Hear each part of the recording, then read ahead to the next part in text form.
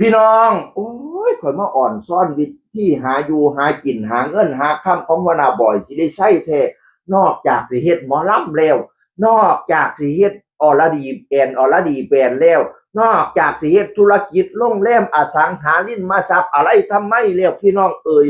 เฮ็ดฮอดเป็นเจ้าของแบรนด์ต่างๆขายสินค้าพี่น้องเอ่ยไล่สดขายนั่นขายนี่เนาะแบรนด์เล่าหลาย อุ้ยขายดิบขายดีบัดเดี๋ยวขายทั้งต่อนะพี่น้องเอ่ยบัดนี้เอาศิลปินมาเขาเอิ้นมาหยังมาโฆษณาขายนั่นแหมมาไล่สดขายนั่นแหมพี่น้องศิลปินในสังกัดเราก็มีแต่คนดังๆนี่ผู้ติดตามหล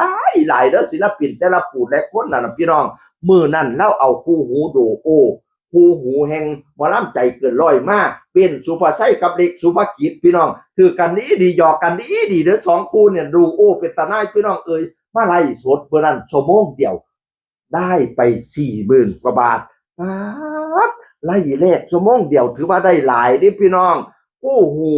เบนเล็กแค่ชั่วโมงเดียวทำยอดได้สวยงามบรรณิตจิตแจ่มใสสร้างโอกาสให้ลูกๆรับบทพ่อค้าก่อนขึ้นเวทีเนี่ยก่อนสิขึ้นเวทีเขามาไล่สดขายของก่อนนี่นะโอ้ยสุดยอดพี่น้องเอ๋ยโอ้ยคู่หูดูโอ้นี่ก็สุดยอดเด้อวันนี้เป็นคิวของเกมบอลและยาหยีไลต่อบอยสิริชัยหลังจากเบนธนกิจหลังจากเบนสุภาชัยกับเล็กธนกิจมือนั้นมามือนี้เอายาหยีกับเกมบอลอันนี้กับมอลำคู่นี้กับตาฮักพี่น้องเอ๋ยสนุกสนานมากคู่นี้เกมบอลยาหยีทำยอดแตกทำลายสถิติค้าขายวันละนิดก่อนขึ้นเวทีคอนเสิร์ตประสบการณ์ใหม่ๆให้น้องๆสร้างโอกาสเปลี่ยนบรรยากาศ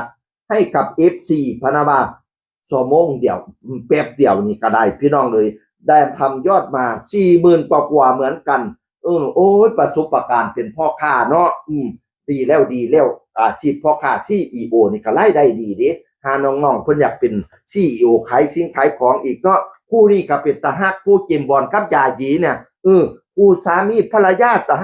ฮักเด้อใส่สูทถ่ายรูปน้ำกันสูทหมอลำเหลี่ยมยุบๆยำๆปั่นเทพบุตรเทพดากับนางฟ้านางสวรรค์ผุดตัวเป็นคู่สามีภรรยาที่น่ารักอีกหนึ่งคู่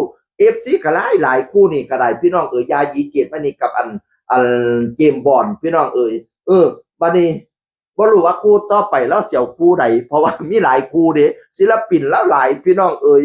เสี่ยวคู่ใจบึงบ่หรือเสี่ยวคู่ใดหรือเสี่ยวคู่จามติหรือเสี่ยวคู่แม่เพญนภาพองพันติโอ้ยศิลปินสังกัดแล้วมีแต่คนดังๆพี่น้องเอ๋ยคู่นั้นก็ดังเด้อเหลิมใส่ใจเกินร้อยกับแน่นวรัญญาพรใจเกินร้อยนั่นผัวเมียคู่นี้ก็ดังตาฮักผู้สวยผู้รอคู่นี้ก็ได้พี่น้องเอ๋ยมารอลุ้นต่อไปว่าคู่ต่อไปบอยสิริชัยจะเอาใครมาไล่สดในต่อคุณแม่ทั้งหลายก็เตรียมตัวไปปักตะกร้าด่วนเลยเสียงอื่นคนเก่าสู่ฟังสวัสดีครับ